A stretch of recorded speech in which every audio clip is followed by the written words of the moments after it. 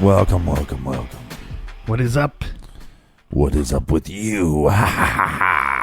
Ooh-wee. What's up with that? What's up with that? Ooh. That's the greatest talk show of all time. I think, a little behind the scenes when it comes to off the record, or not even off the record, Mm-hmm. behind the scenes, True Crime Garage. Sometimes when we're discussing these cases, they get a little heavy and gets me down a little bit. So I'll start. We get on the YouTube. We get on that YouTube and we start watching some funny stuff. And well, I think the especially the "What's Up with That" skit on Saturday Night Live always it's so if anybody's stupid. familiar with it, there's no way it can't put you in a good mood. Like it puts a smile on my face immediately as soon as I think of, and I never know that guy's name. The guy that's pretending. Kean Williams? I don't think that's right. That might not be right. No, but it's also similar to the scene in Superbad when he's singing "These Eyes." Yeah. These eyes are crying. These eyes gonna say nothing but never say nothing with you. I mean, every time I'd be working at the bank and just get down on life, I just put that on, crack up, and then I'd be laughing for about an hour afterwards thinking about it. So yeah, what's up with that? What's up with that? So a couple weeks ago, I believe we talked about the Stephen Avery case, Right. and more so the documentary Making a Murderer. Well, Making a Murderer 2 specifically. No, we didn't actually talk about 2. Oh, we didn't? It really was more that I binge watched the first one. Oh, okay. That's and right. Then I was reading a lot of these papers that were being submitted by Stephen's new lawyer, Zellner, Kathleen Zellner, which is basically the main character in Making a Murderer 2, which I didn't see at that point. Right. And I was kind of speculating on what I thought part 2 was going to be about, talking about a lot of the allegations that were made against Ryan Hillegas. Oh, you're right, because you and I have actually talked Making a Murderer 2 off the record. Yeah. Over the phone, we should say. That's going to be our third show. Over the phone. Over the phone. We've talked Making a Murderer 2 a couple times over the phone since, and so I'm getting a little confused as to all the conversations we've had, but you are exactly right, because we talked here Making a Murderer the week before the second one was coming out. Mm-hmm. I think it came out on the 18th or the 19th of October, which would have been a Friday. Right. What did you do? Did you try to binge the whole thing? Yeah, so weekend? basically I binged Making a Murderer, and then a week later I was binging part 2, which was kind of interesting. And I think on that show I stated that Brendan was released, which is not true, and I don't know why.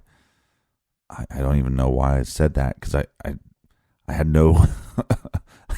I remember there was a lot of posts saying that he was going to be released once you start watching. Spoiler alert, turn off your podcast if you haven't seen part 2. But he has not been released, and I don't know why I said he had been released. They did talk about him being released. There was a lot of news reports saying that he was going to be released, and then he wasn't. And I think at one point you actually agreed with me. Oh, yeah, he's been released. Yeah, for some reason I thought that either he had been released or he was granted a second trial, and maybe the second trial is more correct than... Well, obviously he's not been released, so we know that's not correct. Well, it's really interesting about this case. Again, when you go into it, never watching it for 2 years, because I knew a lot about the case, or I thought I knew a lot about the case. And basically the way everything was reported, I mean, you have a mountain of evidence against this guy. This guy seems 100% guilty. Then you watch the first one, and again, now people can say this is skewed, that this is, just going based off of watching the trial through the defense's eyes. Yeah, but they did give some chances to the prosecution. I think once you watch that, you realize, yes, there's some evidence, but how did they get this evidence? And things start looking a little shady as far as police work, prosecution. And really what I think their point was can you get a fair trial if you don't have money? Well, what was interesting was Stephen was awarded a settlement as far as his wrongful conviction. So he actually had money to fight his case. His nephew, Brendan, did not have money, and we saw how well that went for him. I think that is a case that could have easily been won. Then obviously it wasn't won. He's behind bars, and now it's this whole tough process to get him out of jail, which is almost impossible. But it's like, if you're going to make it, like I said before, if you're going to make it impossible for somebody to get out, or nearly impossible, make sure you put the right person there. When you have somebody that denied being involved over 70 sometimes, and then you take their confession, this is a practice that doesn't make any sense to me. You denied it 70 sometimes, and then you started confessing, and now we're going to put you in jail for that. I mean, it's frankly just ridiculous. Well, I'll tell you what, and I'm not going to fake it, Captain, but I have actually not finished season 2 yet. Yeah, at some point you started watching, but you got mad about something. Well, actually, okay, so 3 things have happened. I've given it a good try. Okay, and I will complete it. I will finish it. Oh, yes, it will be mine. So the first night it came out, I was kind of stoked because I was like, I'm going to watch a movie, and then I'm going to do 1 or 2 episodes of Making a Murderer 2. And I think I got either halfway through the second episode, or maybe I made it into a third episode. Yeah. And I got angry. And it was a combination of alcohol and anger, right. And probably sleepiness. So, I had the trifold, the tribunal going on there right now. Tired, drunk, and angry. And the thing that made me angry was there were parts where, and forgive me if I got this wrong, I already told you I was drunk. Right. There were parts, I think, in episode 2 or 3 where some people were picketing outside of one of the courthouses. Right. And I saw the Hallback family, like her parents, and it freaking broke my heart, man. Like, it made me, and look, should we have the right person behind bars? Absolutely. Nobody's arguing that situation. We're not going to try to make a family feel better just by locking any old person up. Right.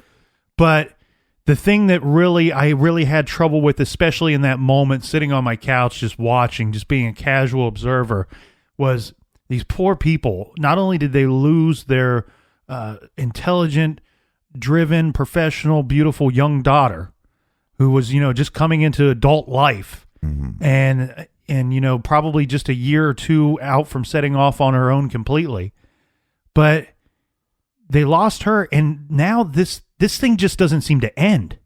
It's like there was a trial that they had to sit through, and I tell you what, 2 trials. Yeah, and a lot of these victims' families will tell you, it's horrible that our son, daughter, brother, sister, mother, father was murdered, taken away from us. But it was brutal to sit through the trial. And then they have to sit through 2 trials, and then essentially Making a Murderer, the first season, which is took 9-10 years to film. Mm-hmm. So once that comes out, it's like now there's a whole TV trial, a whole Netflix trial going on. It's like a third trial for these poor people. Right, and this case became a real hot topic, and whether you thought he was innocent or guilty, there was arguments on both sides, and that is really kind of what stemmed the conversation. And like you said, now you have this conversation that's happening worldwide, and it's almost like the events are happening all over again. And you've known me longer than most, and I think you'll back me up on stating this, that I'm always have been a backer for freedom of speech, a backer for the right to assembly. so I don't want to say, hey, the picketing really pissed me off, or these people have no right to shout their chants or hold their Right. signs. I don't want to say that at all. It just, I think it could have been done a little more with respect to the victim's family. Regardless I understand that, of who murdered her, they are the victim's family. Right. What's happening though is that you're having a situation where people feel so adamant about his innocence that they're going to stand outside and picket. And if you feel that adamant, really, essentially, you're going, okay, look, we understand that your daughter died, but we have this guy that is losing his life. There should not be a second life lost. Right. And so I don't know. I mean, it's like it's a touchy thing. And I think when the filmmakers are asked, about the first season not having her story that much involved in the telling of their documentary, I mean, they come out, they're honest. They said, look, we gave them every opportunity to be involved, mm-hmm. and they didn't. And this time there was, I believe, a friend and maybe a couple other people that were involved that gave them some pictures and some videos, and they get to talk about her a little bit more. But, I think it's really about trying to find the truth. And it's interesting to me because I'd really want to know, one, has the family seen these documentaries? Has this persuaded them at all? Because we've seen this with other documentaries where they're calling for the heads of the West Memphis Three, and then by the second, or not by the second, but by the third documentary, they're coming out saying, hey, we believe these kids are innocent, and now we need to find the real killer. Yeah. Well, yeah, that's a good question. And I would wager that probably some have, some haven't. That's what my gut says, because Right. There's got to be some people in the family that are saying, I'm not watching that regardless, because I've seen, maybe I've read an article or I've heard the chatter, and the chatter seems to be that they're trying to paint a picture of Stephen Avery being innocent. Now, I'll tell you what, the second season to me, and I will finish it. Like I said, I've sat down and watched a couple more episodes since that night that I got angry. Well, here's what it's really good for. I mean, by following Kathleen Zellner, you really get to understand what the appeal process looks like and how the lawyers have to go about it. I mean, she breaks it down into sections. I need to do this, and then after I do that, we're going to have to do this. And what's really interesting about her, one, she is definitely a badass, and she is definitely very intelligent. Now, what I don't know if very intelligent is correct. It might be an understatement. Right. Yeah. I think extremely intelligent. Yeah.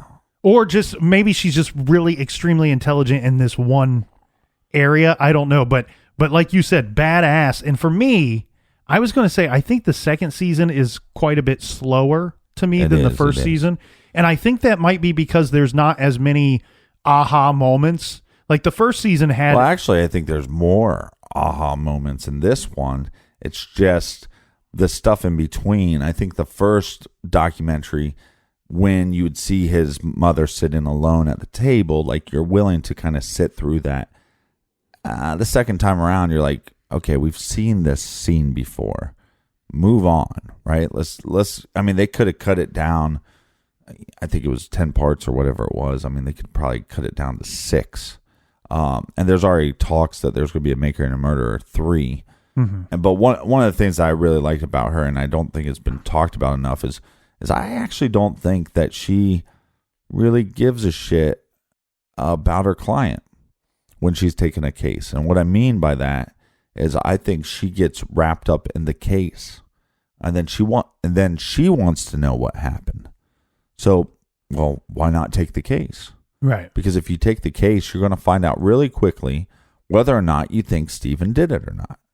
Yeah. And then after she did her initial testing and her initial interviews and all that stuff, she comes out on the other side and goes, okay, this guy I believe is innocent. So now I need to find the truth. And I actually think she's more interested in finding the truth than she is getting this guy out of jail. And that I actually applaud her for that, because I just think that's something that everybody, law enforcement, prosecutors, detectives, defense attorneys, that's what they should be focusing on, is the truth. And as much as we can sit there and say these picketers, are harmful to the family of Teresa, well, so are the prosecutors if they're getting it wrong. So are the detectives if they're doing something unethical to get evidence. Mm-hmm. So, I think there were, again, spoiler alert, there's some pieces of evidence that are very interesting. Like once you get to the mapping of the scent dogs and the cadaver dogs, all the hits that were made were not on the Stephen Avery property, were not on the Avery junkyard, basically, is what it is. And it's all on this other property behind the Avery's property. And that, to me, is one, it just proves again, the prosecution went into the case saying this is how the murder took place. It is definitely not how the murder took place. She was not killed in that room. I can say that with 100% certainty. Why can I say that? There's no DNA evidence that she was actually in the trailer. There's no blood evidence that she was in the trailer. So if you're going to tell me that she was raped and murdered in his bedroom, well, where's the evidence of it? So, and they kind of changed that story when they were at trial anyways. And then they said, well, it didn't happen there. It happened in the garage. Well, interesting thing about the garage is there's bullets everywhere. They found bullets everywhere on this property. Why? Because the person that was the landlord of the trailer shot 3,000 to 5,000 bullets. And then they do these ballistic tests, and they can, if you shoot a bullet through the garage, it looks exactly like the bullet that they claim killed Teresa. And what's interesting is there's no bone fragment on the bullet. There's no blood on the bullet. There's something red. It's called paint. There's no DNA evidence. Well, there is DNA evidence, but what's really strange is when they're showing two bullets side by side. They walk you through this test. What's interesting, these bullets look exactly the same, except for one has a waxy film all over it. And the guy doing the test is like, just never seen that. Doesn't make a lot of sense to me. So we have Teresa's DNA evidence on this bullet. And then you find out that there's a list of items that they collected from Teresa's house. Combs, toothbrushes, chapstick. Mm-hmm. And there's this huge list. And what is funny to me is, where did they take these pieces of things from Teresa's house? Did they take it to the police station? No. Did they take it to some crime lab? No. They took it to the Avery Auto Junkyard. Now, why would you take that stuff while you're doing a search? That is just unethical to me. Right. So now you have this bullet that you're trying to tell me was used to kill this girl, and there's no evidence of it. And if there is DNA evidence, well, it doesn't take a rocket scientist to make the leap that possibly you took that chapstick and rubbed it all over that bullet. Mm-hmm. And even if you didn't, you should not and cannot bring items of evidentiary value that could have DNA or anything else on hairs, fibers, anything else on them. No, these to the crime scene, to what you claim to be the crime scene. Right, and these are items that you went to her house knowing that you're trying to collect DNA evidence, then you bring it back here. It's ridiculous. And the other thing, too, is it's logic. People with these cases, what I'm so sick of is when I'm getting feedback from individuals where it's like logic goes all out the window. Look, explain to me a better way that there becomes a waxy substance all over a bullet. And a scientist that studies ballistics says, I don't know, I've never seen this before. Could chapstick be the reason for that? Yes, it could be. Now, is there another reason? Possibly. But by watching these things and doing the research on what evidence they have, I can't come up with another explanation off the top of my head. So logic tells me that there's something fishy here. The other thing, too, is when you have a key that is supposedly Teresa's key that they find days later after they didn't find it, and it only has Stephen Avery's DNA evidence on it. What did he do? Did he clean the key off and wipe all of her DNA away? I mean, we're talking about a key that has little cracks and crevices. You'd have to get in there to make sure you clean all those. It's stuff like that just doesn't add up. Or the fact that the cadaver dogs or the scent dogs do not hit on the property. I mean, they'll hit on like bordering areas of the property, but the main areas that they hit is where Bobby Dassey claims to be hunting. And they also found this pelvic bone. And this is the stuff that drives me nuts. You find this pelvic bone, but you can't prove that it's hers. I mean, that stuff is strange to me, and not just on not whether or not he's guilty or innocent, but just on the idea that we have this evidence and we can't prove what it's from. What was the size of the item, though?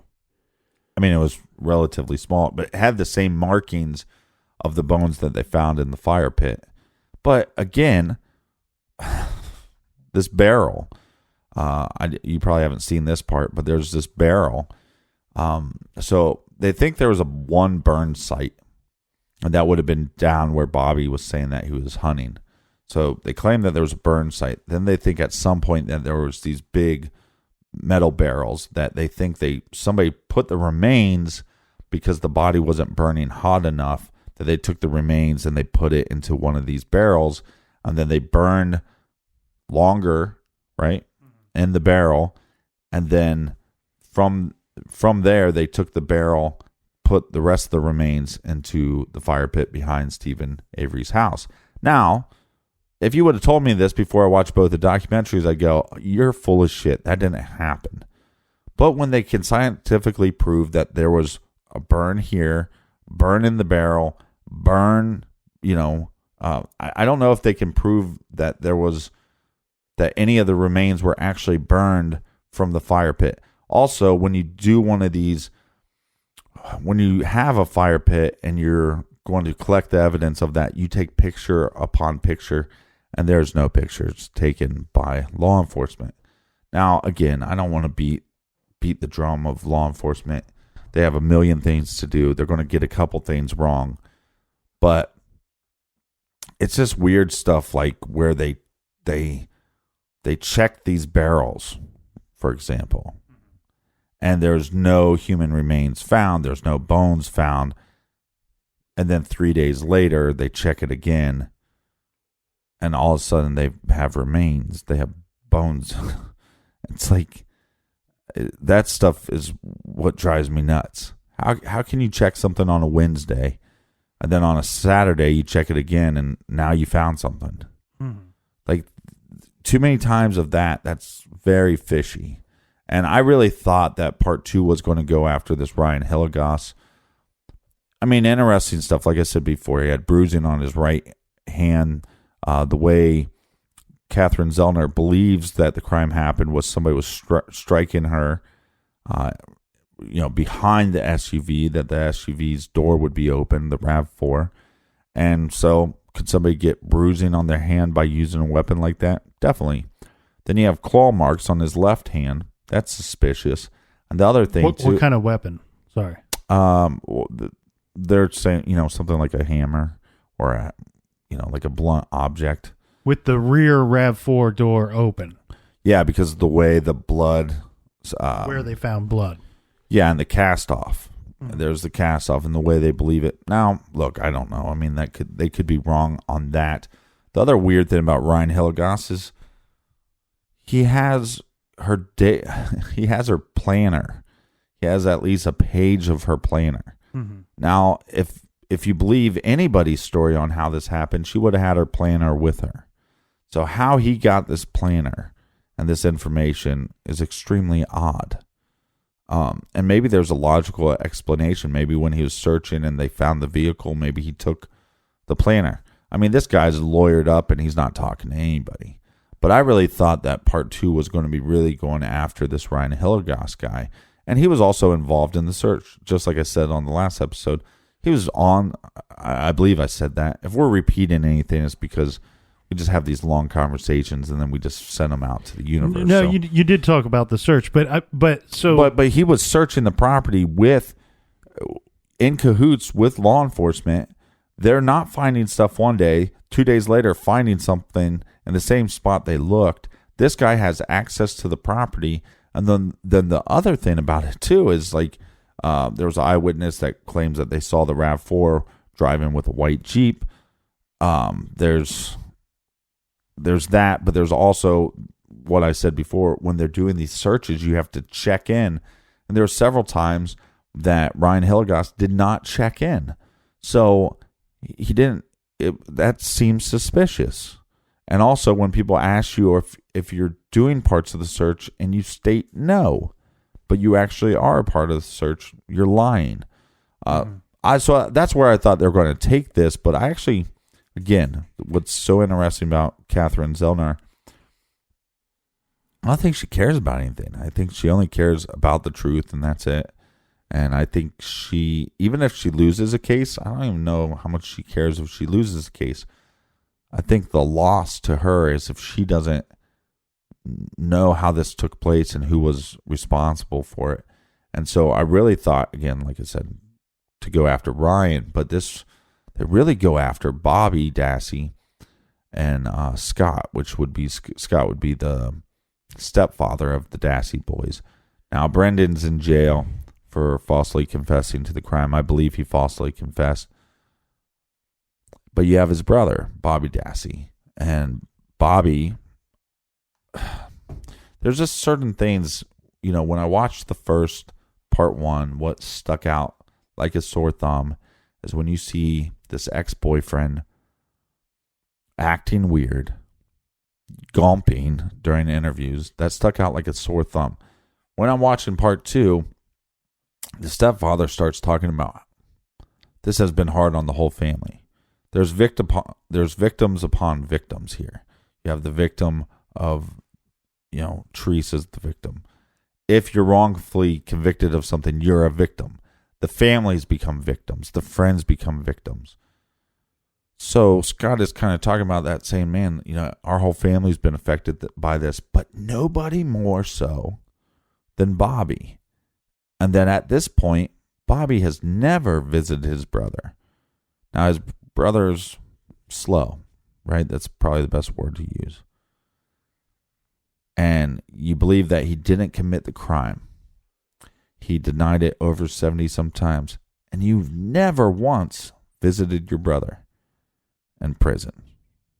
That's what they state, that he believes that he's innocent? Or do all we know is that he's not visited the brother? All we know is that this has hit him really hard. He's really depressed about it. So he's so upset about it that he has never visited his brother in prison. Mm-hmm. And for whatever reason, that stuck out as like a sore thumb. And I'm going to try to pull it up. We can kind of talk about something else as I try to pull it up, because I don't want to spend my final review on it is it's a little slower than the first one. It takes a little more work to get through, but you'll have a way better understanding. And I feel like I went through a class on how the appeal process works, how difficult it is, but also, I think Zellner is so interesting to watch, and just the fact that she's interested in the truth, I think is so interesting. So, well, the thing that I like, and like I said, I haven't found so far the second series to be as entertaining as the first series. Now, I should throw this out there.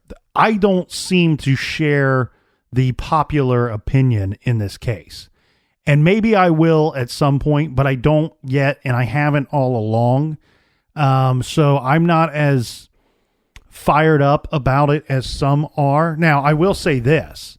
the person carrying the show for me, the entertainment factor for me, is Kathleen Zellner. I mean, she's brilliant to watch. She's tactful, smart. And the thing that I like about Kathleen Zellner so much is it seems, and I don't know for certain because I haven't finished the second series, but it seems like just what you said. She's more concerned about the truth than anything else, but not only like, I've praised other defense attorneys on this show before, stating, hey, look, it's really, truly their job to make you, at the end of the day, question the guilt of their client. And it seems like Zellner not only will make you question the guilt of Stephen Avery, it seems to me like she is dead set on going after someone. Not only suggesting or proving that he might be innocent and not guilty, but also pointing the finger as to who done it, or leading you to a better suspect, or at least somebody that has as much evidence as her client. Right, but I think if you watch the rest of 2, I mean, it's not at least. She says, no matter what we're doing, she said, we're looking for evidence. If we're going to appeal something in court today, we're still looking for evidence. And then you get on these stupid sites. I just pulled this up. I'm trying to look for Bobby Dassey's Google searches. But it's stuff like this where it goes, you have to weigh the state's motive with Bobby's motive. Again, this idea that the cops killed her, then planted all the evidence. It says stuff like, Bobby couldn't get a key. If Bobby followed Teresa off the property, he could get her key. Bobby didn't plant the bullet fragment. No, he didn't. But again, I've said this before. Stephen could be guilty and the police planted evidence. Right? He doesn't have to be innocent for them to plant the evidence. It could be both. But again, in this case, well, if Bobby did it, the police could have still planted evidence to try to get a conviction on Stephen Avery. But we covered a case, Kim Wall, right, that is invited onto the submarine by this lunatic. Mm-hmm. He might be very smart. He might be an inventor, but he is a lunatic. Oh, there's smart and dumb evil out there. This is beyond dumb evil. This is the worst kind of evil. This is smart evil to me. He was smart enough to get this intelligent person onto the submarine, but this person had such a sickness with what they were searching and what it took for them to be sexually gratified, however you want to look at it. But in that case, the searches get darker and darker and darker throughout the years. And what happened? We have a dismemberment. And I think when you have a dismemberment of the victim, you're talking about a whole nother level of sick. I think the motive becomes sexual, becomes, also their motive is to rape, to torture, and then the dismemberment. I think that is what their motive is. And when you look at some of the stuff that Bobby Dassey is searching on his on Google, it's pretty clear that you're dealing with a very sick individual. Well, somebody that has, and unfortunately, there's often that question of, well, what are some similar traits that you can find in serial killers? There's always that question. People always want to know that. Now, one similar trait, they don't all share all the same traits. You can't just look at a person and observe them for a short period of time and figure out if they are a serial killer or have the potential to be one just by looking at a brief window into their life. You can't do it. But what I can say is that the ones that have been honest or upfront with a lot of their childhood, their teenage years and their adulthood and have confessed to crimes, murders, and even, some of the worst atrocities we have discussed on this show. One thing a lot of them will say is that at some point in their life, violence and sexual fantasy got all wrapped up into one. Right. And at some point, the sexual fantasy didn't exist without violence. And violence didn't exist for them without sexual fantasy. They all become one at some point. And Peter Madsen, the guy from the submarine who killed Kim Wall, he, I believe, was probably a serial murderer in the making. Right. We were lucky. Unfortunately for Kim, she was the first victim, I believe. But, and I don't know with him, because all of their sexual violent fantasies are different. They are unique to them. I don't know that dismemberment is a sexual fantasy for all of them, because dismemberment also is a means of concealing what you've done or hiding the body, which may have been the case with Kim Wall. We can't be certain. There's no way for us to know exactly what Peter Madsen thinks. And maybe in Teresa Hallback's case, you have some interesting things that this individual was searching for on his computer. But hers could be the same thing. It could be part of the violent murder sex fantasy, or it's, you have the murder sex fantasy and then the dismemberment is just a means of concealing the body. Yeah. Or in this case, is it framing somebody Well, and you had this CD-ROM with all this information on it, and basically when you go to trial, you go through points of evidence, and if you have something and I have something and we both have knowledge of it, but we don't think that it matters to the case, that I will agree not to bring it up if you agree not to bring it up. Right. And they do that so you're right to a speedy trial. Now in this case, what the prosecution did was kind of lump this all together. They claim that it was the Dassey family computer. Again, here's my issue is when you start lying. You have internet at the time. The authorities know you have internet at the time. When the mother of Bobby and Brendan Dassey is lying and saying, we didn't have internet at the time. We didn't even have a computer at the time. Well, if you didn't, then why would law enforcement seize information off your computer? That's not how it works. You had one, so they seized the information off of it. He was looking up stuff, and in the documentary, you'll see a list, and they'll go through it, and I slowed it down just to look at some of the stuff, but not only was he watching violent porn, he was watching women being tortured, but he was also downloading these images, and it seemed to get darker and darker.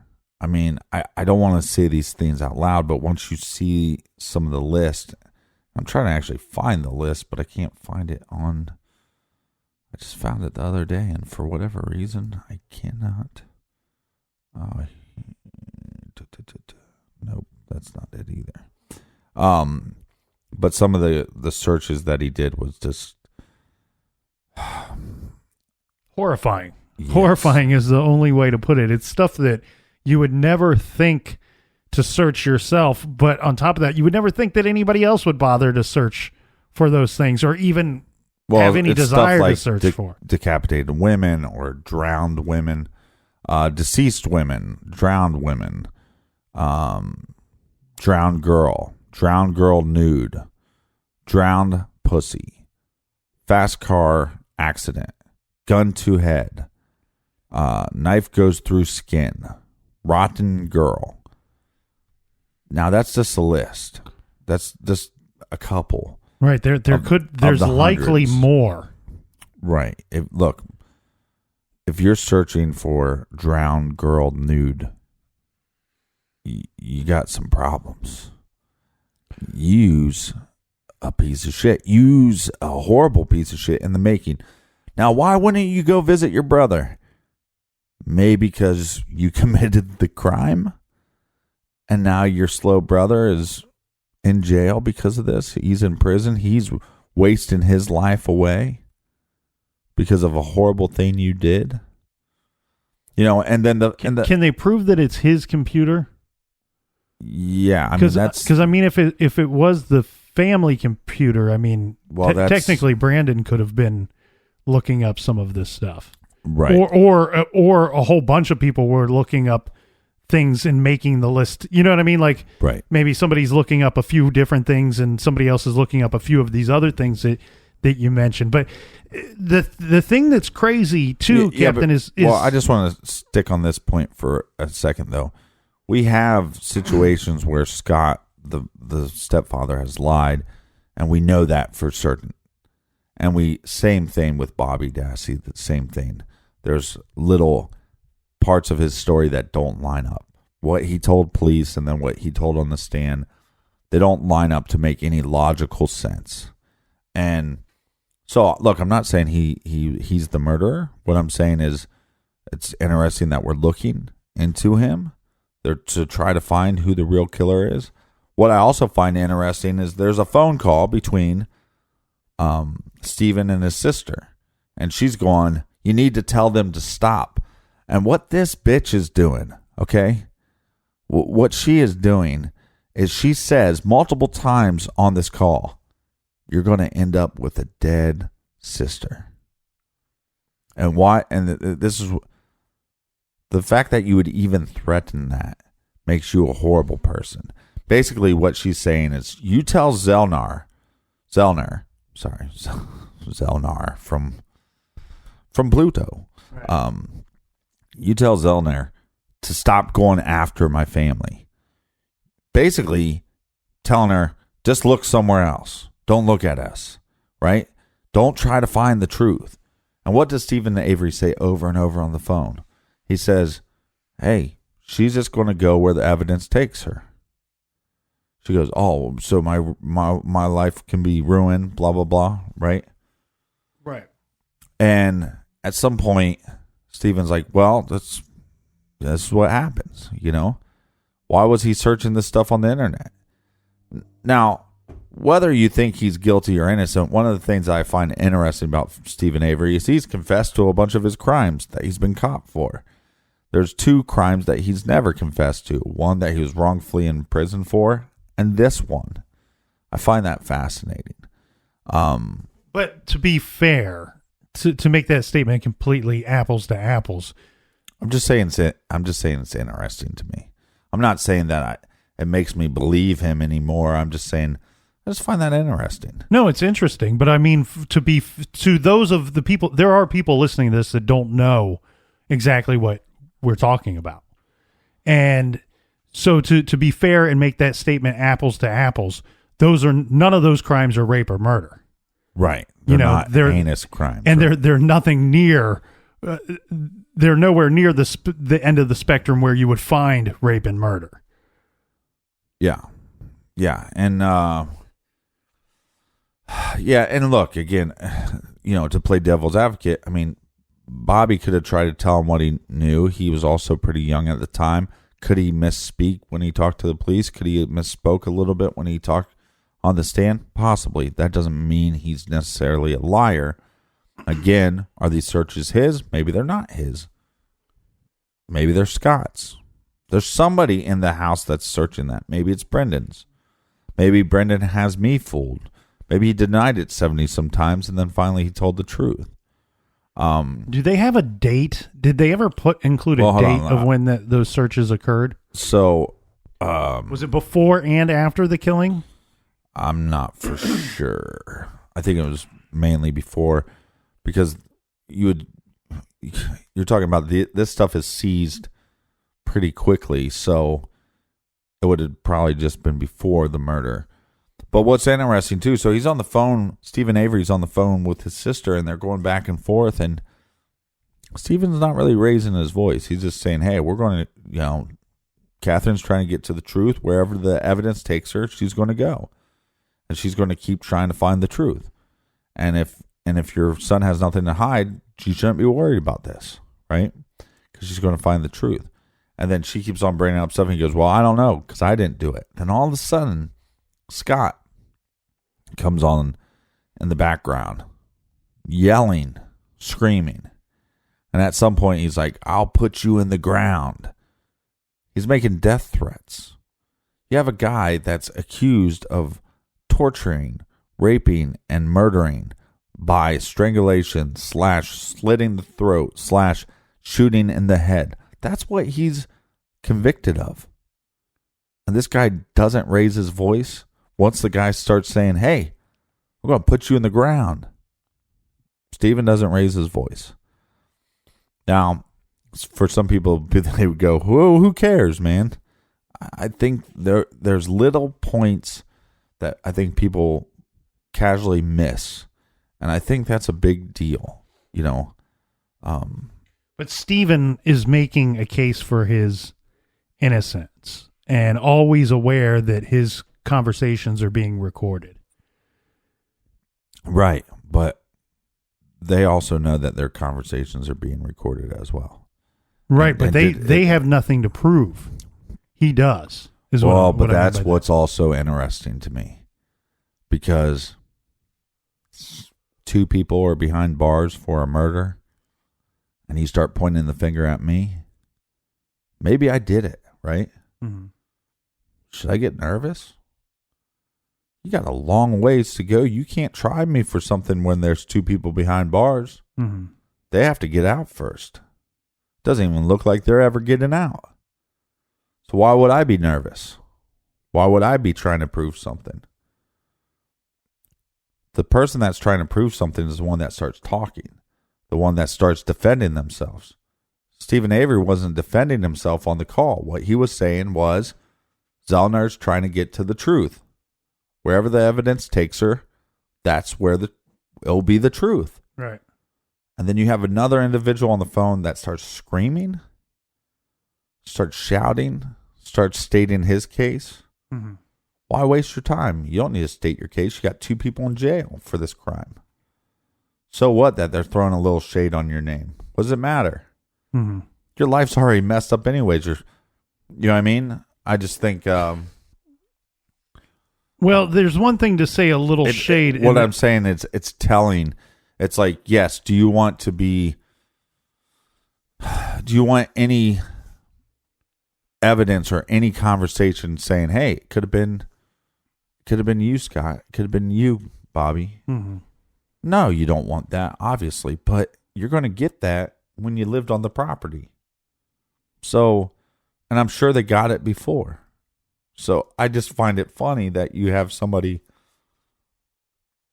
acting a fool, when he doesn't have to, like you said, he doesn't have to prove anything. The one that needs to try to prove their innocence is the guy that's saying, hey, let the evidence tell us what happened. Mm-hmm. And I just find it interesting. I'm not saying it makes me lean towards innocent or guilty or whatever, but I'm just saying, because a lot of people out there, like, they want to know, do you find him innocent or guilty? What's wrong with saying I don't know? Oh, there's nothing wrong with that at all. And here's the other thing too. Obviously I lean toward him being guilty, and probably in fairness to the documentary, I leaned further that way before.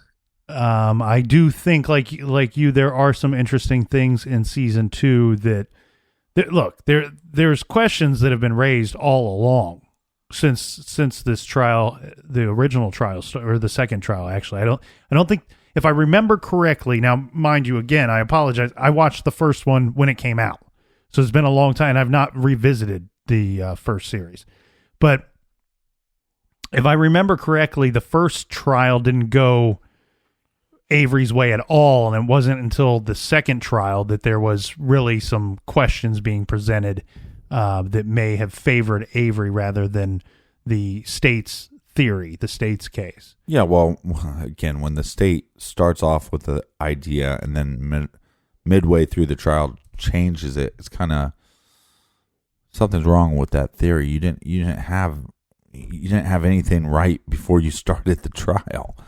So now you're just changing your story.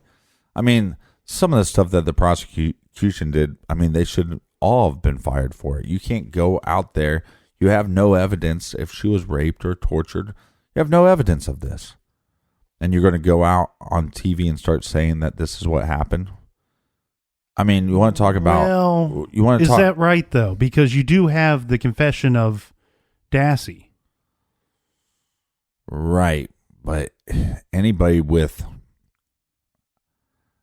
I even think with the level of intelligence that Brendan Dassey has, with that level of intelligence, you would be able to understand that that confession is nothing but a bunch of horse shit.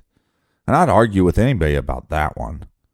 There's no piece of evidence. I know, but I'm playing the other side of the fence. No, here. I understand that, but all I'm saying is... All I'm stating is you say there's no evidence that there was a rape or a torture, but what I'm saying is but in their possession, they hold a confession that states that was the case. But no evidence of it. So we have a confession. I mean, one of your jobs is when... But the confession is the evidence. No. That's hearsay. That's hearsay until you prove it. You're stating physical evidence is... Right. To be clear, you should say physical evidence, because when you say there's no evidence, Here's what there I is. mean. You have a confession. Right. You have an eyewitness statement saying that there was rape and torture. Right, which any statement that you receive is going to be hearsay until you can back any of it up. But guess what? You can't back any of it up because you have a guy saying that her feet were bound with shackles, metal shackles. No evidence of this. Her arms were tied with rope. No evidence of this. Her throat was slit. No evidence of this. There's blood everywhere. No evidence of this. We don't even have evidence. We don't even have DNA evidence that she was in the trailer. So therefore, everything he said was hearsay because you can't back it up. That's my issue. So yeah, I mean, if you want to say that's evidence, my next thing would say, well, that would be evidence if you could prove what he was saying was correct, and they couldn't. And then on top of that, all that information that was given to him in the confession, and then he had to sit around and guess what they wanted. I mean, what did he do with the gun? He shot her in the leg? No. He shot her in the stomach? No. He shot her. He couldn't guess the head, so then the detective has to come out and say, who shot her in the head? That's not evidence. So, I don't know. I mean, so I think but you want to talk about being horrible to the family? Have a freaking press conference where you sit there and talk about how their daughter was raped and tortured when you have no evidence of this. I mean, it's ridiculous. And they basically told the whole confession, the whole bullshit confession that they got, that they manufactured. Once they manufactured it, they release it to the public. It's ridiculous.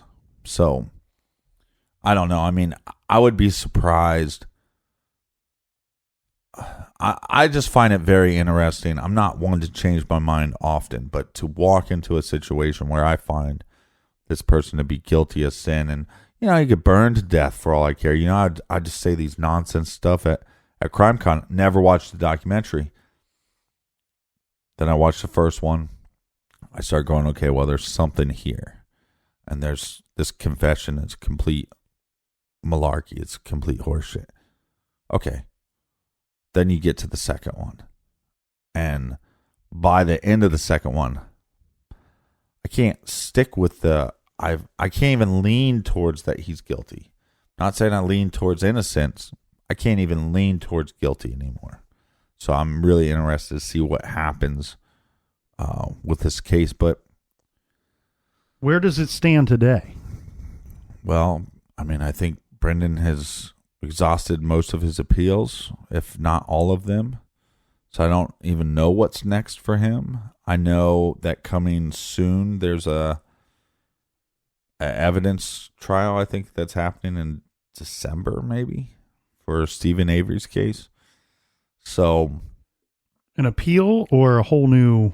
No, I think it's an appeal, but I think she'll be able to argue.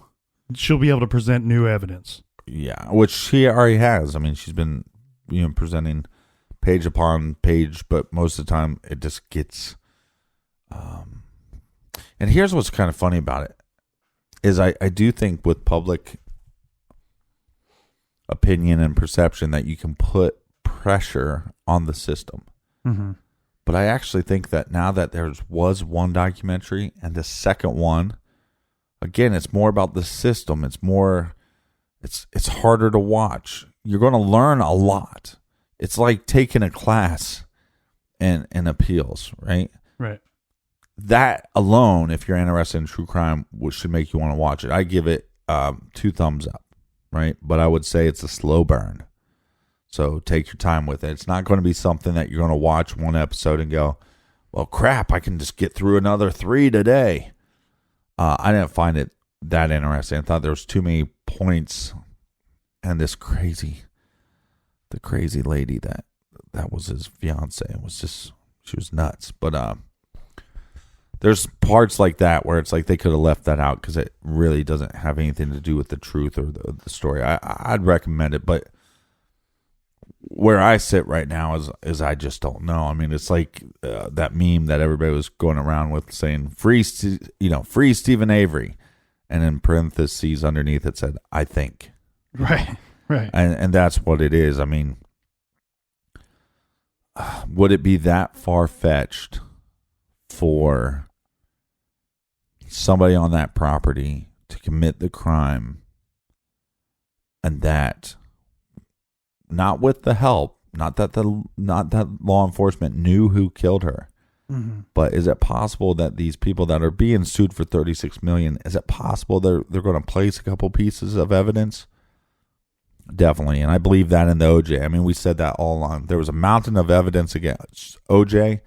I believe he was guilty, but at the same time, I also believe that some of the evidence was planted.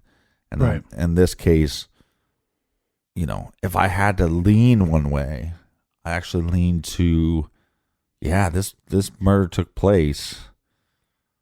I don't know if it was by this guy. Yes, I believe it was by somebody on that property. And then I think there was a lot of pieces of evidence that were moved or altered. It's just, I don't know. But it's so frustrating. But when I heard there might be making a murder number 3, I was like, well, I'm all in on that, because to me now I feel strongly about it like Zellner. Right. I just want to know the truth.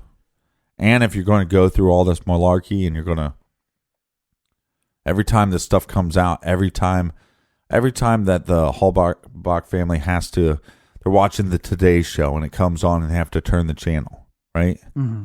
Every time that happens, hopefully we're going through this for a reason. And hopefully at the end of the day, we say, we know what happened. We have the right people in jail for it, and it's the case will be solved, officially. And not just in the court's eyes, but in the public's eyes. And I think if so, they will feel grateful for the process. If Stephen Avery and Brendan, whether they did it or didn't do it, once the process is done, I think they'll be grateful for it. Well, Captain, I'll tell you what, for me, the second series, like I said, I find it slower than the first. It's moving slower at a slower pace than the first one, but the Kathleen Zellner portion of it is fascinating. I think she could have a show, a docuseries all by herself, regardless of what case she is working on. And if people need more on this case, if they can't wait for season 3, which, we waited years between 1 and 2, so who knows how long it will be before season 3 comes out, if in fact it does. But if people need more, there is a book out called Wrecking Crew, Demolishing the Case Against Stephen Avery. This is not by Kathleen Zellner, but I believe that it's a strong focus, a microscopic view of what she has done and her hard work and her team's work on this specific case. Yeah, and one thing that I challenge you and anybody that's watching this, yes, I believe she's awesome. I believe she's in it for the right reason. Like I said, I don't think she's in it to get Stephen Avery out. She's in it to find the truth. She doesn't believe what the prosecution said is the truth. She doesn't believe what the jury found to be true, and she's trying to find the truth. That's one thing I love about her. But this is why I challenge you. When there's parts of the documentary, these little aha moments where she goes, see, and she'll say, this is what they presented, and this is probably what happened, right? Pause the documentary right then, and think about what she said for a second. And this is what my only gripe with her would be, is sometimes she thinks she found an answer. So she goes, well, here's what we've believed before, but here is the simpler, more logical path, right, to whatever she's talking about. I just argue that if you pause it and think for about 2 minutes, you'll come up, maybe even 2 seconds, you might come up with another just as simple, just as logical explanation to whatever she's talking about. And for whatever reason, they're at an aha moment. I got a phone call. I hit pause. I start talking on the phone. And in seconds, I'm going, well, yeah, she thought that, but this could be true too. Right. So don't let yourself get fooled by that stuff. And I don't think swept up in the moment, as they say. Yeah.